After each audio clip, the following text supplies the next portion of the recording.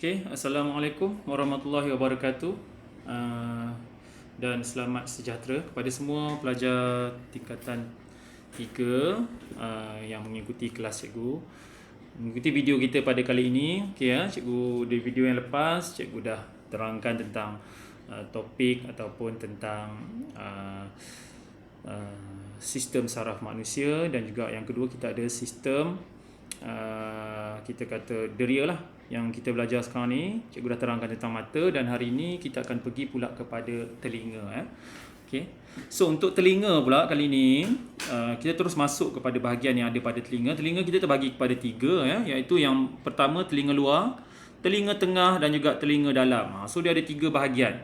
3 bahagian ni, kalau untuk telinga luar dia ada 2 bahagian, iaitu kita ada cuping telinga. Awak ada ni, nampak cuping telinga ni, boleh nampak sebab dia di bahagian luar. Kemudian kita ada telinga salur telinga. Salur telinga ni adalah tempat di mana gelombang bunyi yang ditangkap.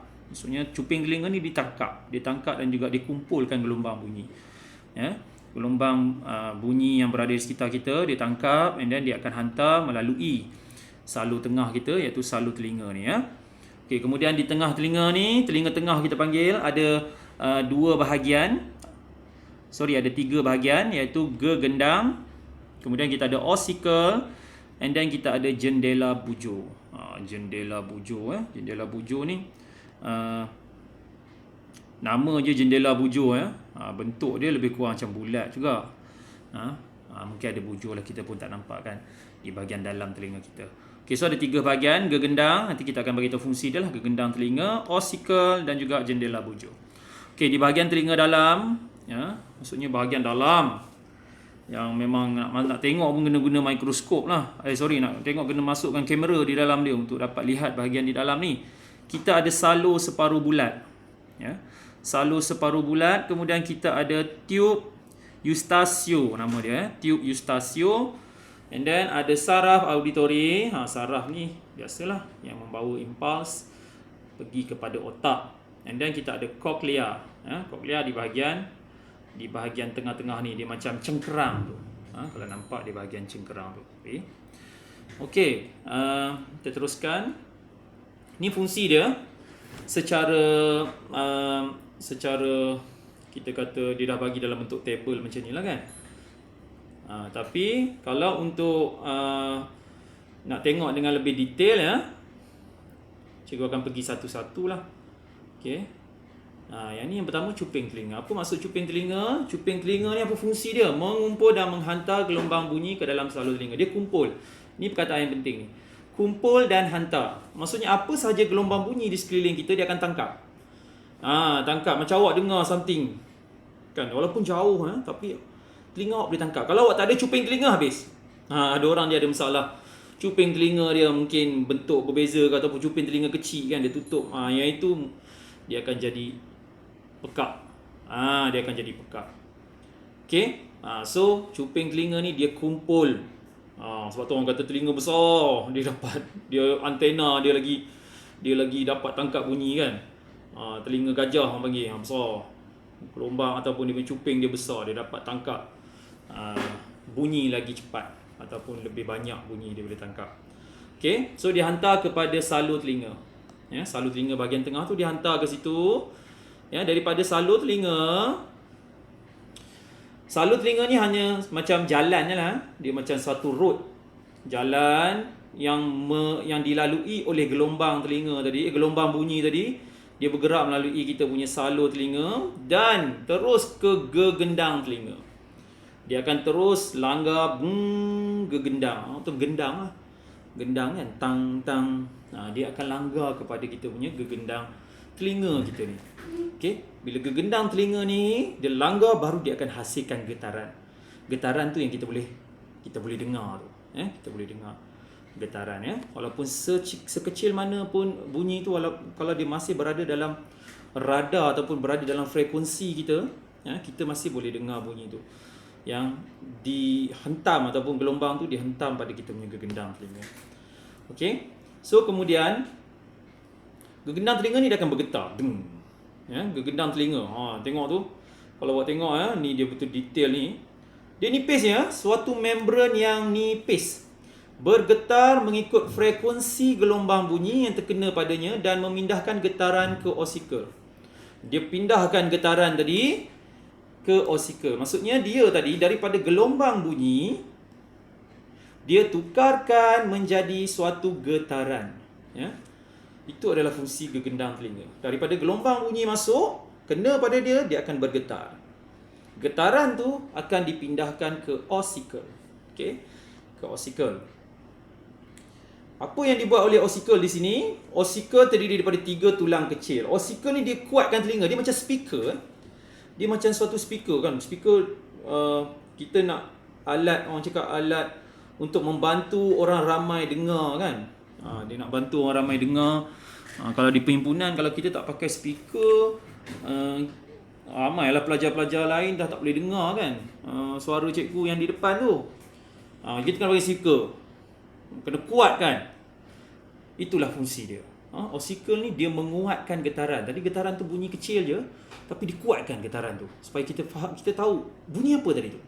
Ya, dia menguatkan getaran lalu memindahkannya ke jendela bujur. Ya.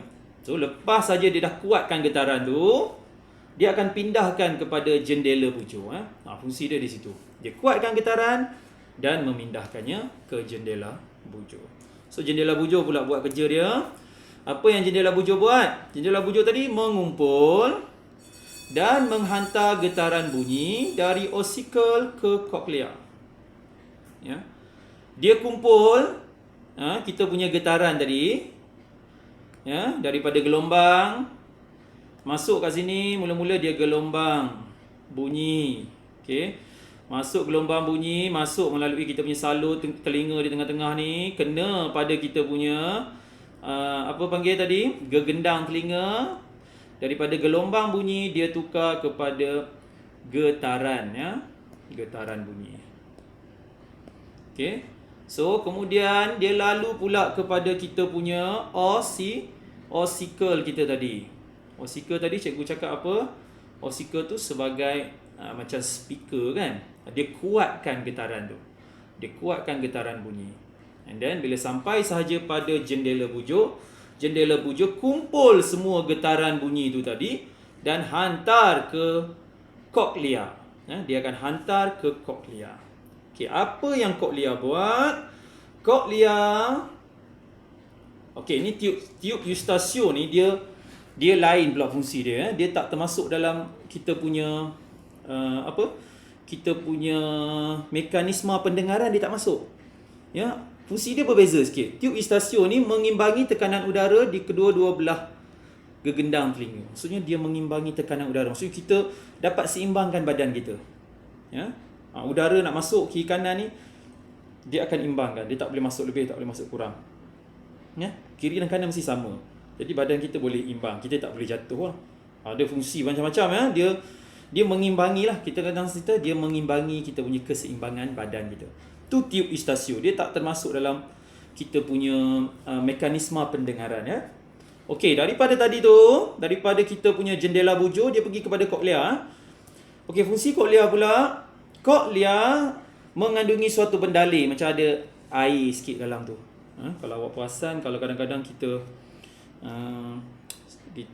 ada masalah dengan kita punya telinga, ada keluar suatu bendalih, ya. Bendalih kadang-kadang cair tu warna putih, kadang-kadang cair tu warna hijau kan. Itu masalah kita pada koklea kita lah. Koklea kita bermasalah. So apa yang koklea buat? Dalam tu ada benda dia mengesan dan menukar getaran bunyi kepada impas saraf.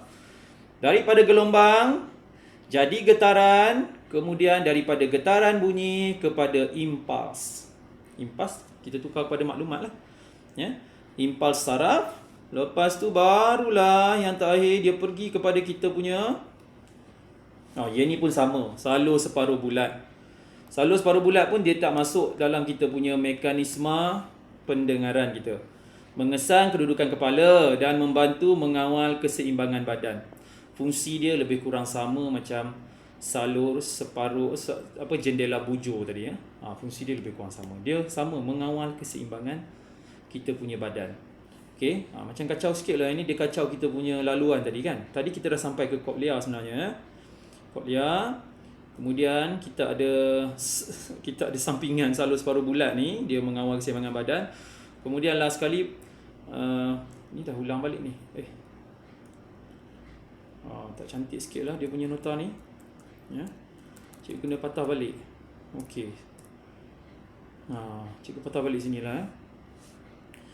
Jadi koklia, daripada koklia ni dia terus pergi kepada yang terakhir, saraf auditori.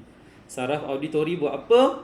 Bila dah getaran bunyi daripada koklia ditukar kepada impas saraf, jadi saraf auditori membawa ataupun menghantar impas saraf dari koklia ke otak untuk ditafsirkan. Jadi yang terakhir adalah saraf auditori.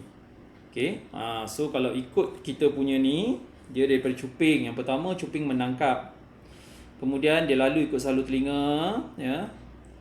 Kemudian dia pergi kepada gegendang telinga, ya, untuk dia tukarkan gelombang kepada getaran. Kemudian dia pergi masuk kepada kita punya osikel. Dia buat apa di situ? Dia menguatkan getaran bunyi. Kemudian kita ada jendela bujur.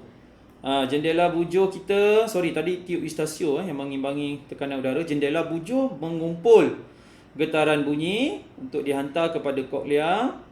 So ini nombor 5. Kemudian tiup Eustacio tak masuk.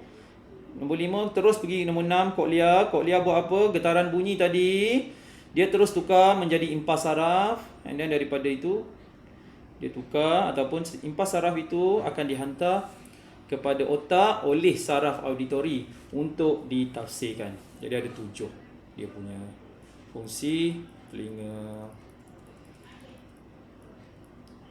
Okey, so ini hidung kita tak nak masuk lagi. Kita buat video pendek-pendek saja, tak payah panjang-panjang. Cuma cikgu nak tunjuk kat awak adalah dia dah ke sini pula. Kini ni dah. Okey, cikgu patah balik Okey, ni mekanisme pendengaran. Arah dia cikgu dah sebut tadi. Pertama cuping, yang kedua salur, yang ketiga osikel, yang keempat gegendang, yang ketiga gegendang, yang keempat osikel, yang kelima jendela bujur, koklia dan saraf auditori. Semua ada 7 lah. 1, 2, 3, 4, 5, 6, 7. Okey. So kita tengok secara detail dia. Kat sini dia tunjuk. Okey, sumber bunyi ditangkap oleh cuping telinga. Cuping telinga menerima dan mengumpul gelombang bunyi. Okey, yang ni penting lah. Yang ni akan ditanya dalam soalan. Kalau soalan tanya awak kan. Kemudian bunyi tadi masuk dalam salur telinga. Dia salurkan kepada gegendang telinga. Gegendang telinga akan menukarkan gelombang bunyi kepada getaran. And then dia masuk kepada tulang osikel. Buat apa? Dia kuatkan getaran itu oleh tulang osikel kita. Masuk kepada kita punya jendela bujur. Jendela bujur akan mengumpulkan getaran tadi dan menghantar kepada koklia. Koklia pula, apa dia buat? Dia akan menukarkan gelombang getaran kepada impas saraf. Daripada impas saraf itu akan masuk kepada saraf auditori. Saraf auditori akan hantar impas tadi kepada otak untuk ditafsir sebagai bunyi apa. Otak akan kata, oh ini bunyi kambing, ini bunyi lembu, ini bunyi orang tengah berjalan, ini bunyi macam pencuri masuk dalam rumah. So dia tafsirkan semua bunyi yang berada di sekitar kita. Bunyi orang tengah bersembang, bunyi orang tengah mengumpat, bunyi macam-macam bunyi. Ya, sebab itulah kita kata telinga merupakan suatu organ yang penting lah, sama penting seperti mata kita kan. Kita boleh dengar, kita boleh lihat. Jadi agak lengkap di situ. So dua benda yang sangat penting bagi diri manusia. Okey, so itu sahaja ya.